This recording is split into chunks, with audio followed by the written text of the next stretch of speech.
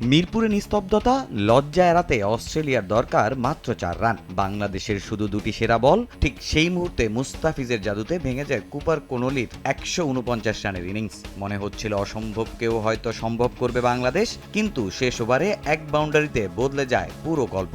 যদিও এই সিরিজে ইতিহাস গড়েছে লাল সবুজ। ২৭৫ রানের টার্গেটে আগুন ঝরানি ম্যাচে সুযোগ পাওয়া শরীফুল ইসলাম। শুরু থেকেই আক্রমণাত্মক ব্যাটিং করা অস্ট্রেলিয়ার দুই ওপেনার জশ ইংলিশ ও ম্যাথিউ রেনশাকে নিজের প্রথম ওভারে ফিরিয়ে টাইগারদের ম্যাচে ফেরান বাঁহাতি এই পেসার।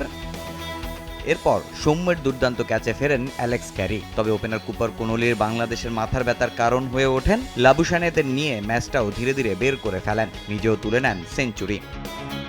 যখন জয়ের জন্য অস্ট্রেলিয়ার দরকার মাত্র ৯ রান, তখনই আবারও শরীফুল ম্যাজিক। অলিভার পিক ও জেভিয়ার বার্টলেটকে টানা ২ বলে ফিরিয়ে দেন। বেন ড্রারুসের উইকেট তুলে ক্যারিয়ার সেরা ৬ উইকেট পূর্ণ করেন বাঁহাতি পেসার। ম্যাচে আবারও প্রাণ ফিরে পায় বাংলাদেশ। একই ওভারে তানজিদ তামিম ক্যাচ মিস না করলে এক ম্যাচে বাংলাদেশের সর্বোচ্চ উইকেট শিকারীর তকমা গায়ে জড়াতে পারতেন শরীফুল।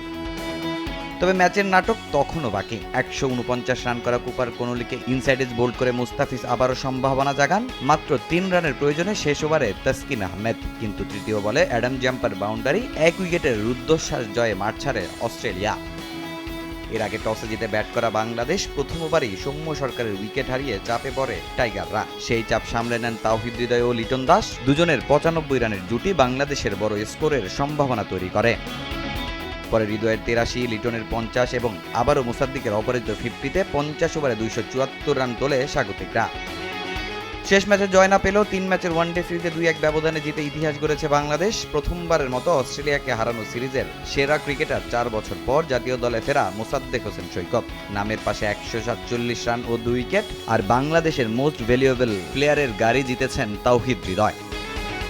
তামিম হোসেন, সময় সংবাদ।